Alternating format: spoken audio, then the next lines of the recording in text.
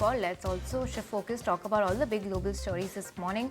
Consumers have grown more confident in July that inflation will be less of a problem in the coming years, according to a New York Federal Reserve that showed the 3-year outlook at a new low.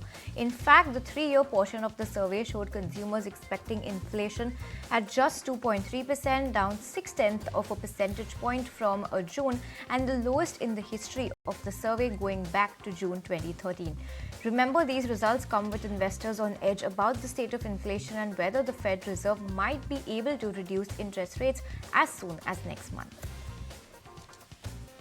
Okay, surely keeping an eye out on that. Let's move on. And the US government recorded a $244 billion budget deficit for the month of July. That figure is up by 10% from the last year, but accounting for calendar difference, the gap would have been $45 billion, which is narrower. Now, the nominal increase was largely the result of lower than usual benefits outlay that was there last July, and for Medicare in particular especially is what we're keeping an eye out on. July receipts were at $330 billion, up 20% from last year, but adjusting to deferred tax receipt would have been up 12%.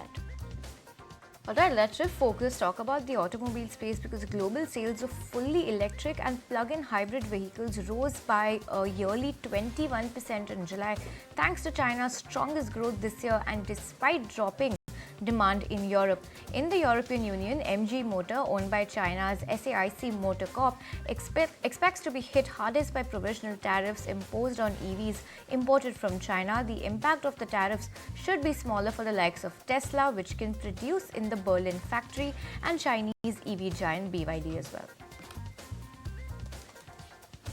And move on, a Mercedes Benz EV caught fire on August 1st in South Korea's Incheon, and today the country's top ministers held a review as the incident sparked safety concerns amid EV owners.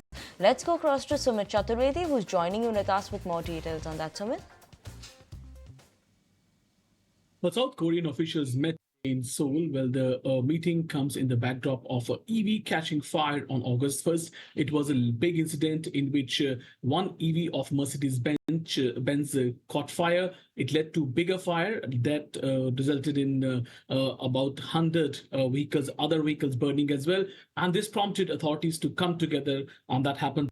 They are discussing now the automakers to come and talk about more safety measures, also disclose the battery brands used by them. Well, tomorrow the automakers will be called by all these government officials. Automakers include Mercedes-Benz, Honda, Hyundai, Kia. All of them will be called. Well, the fires are serious in nature because EV burns different from what an ICE or internal combustion engine will burn.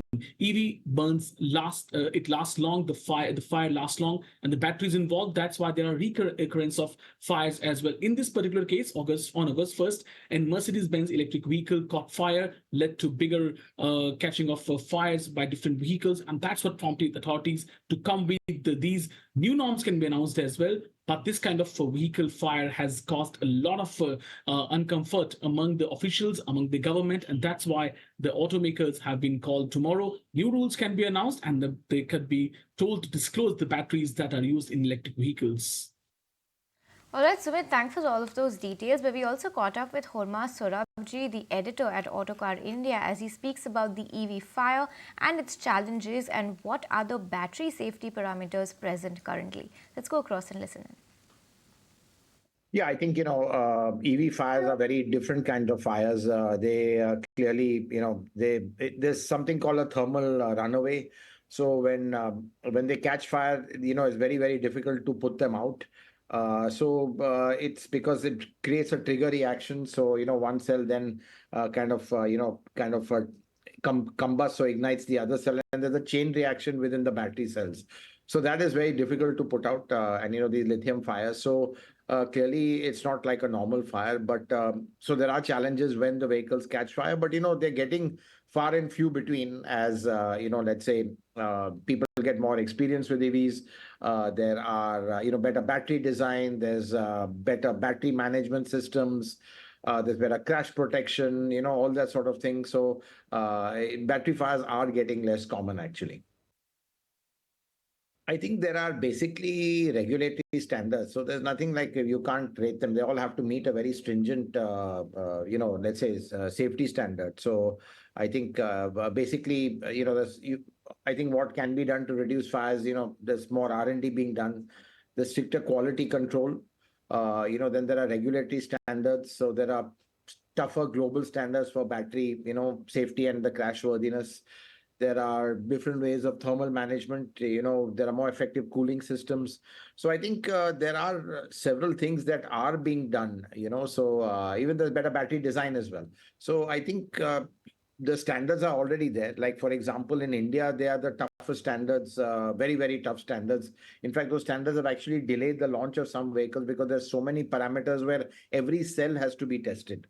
So I think, it's more to do with having more stringent, let's say test standards for batteries that will reduce the fires.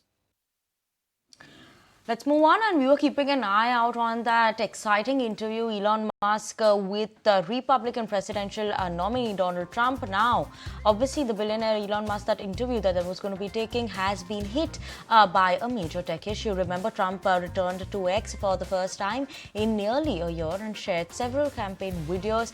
The richest person in the world has endorsed Trump for president and has been involved in fundraising efforts for the Republican.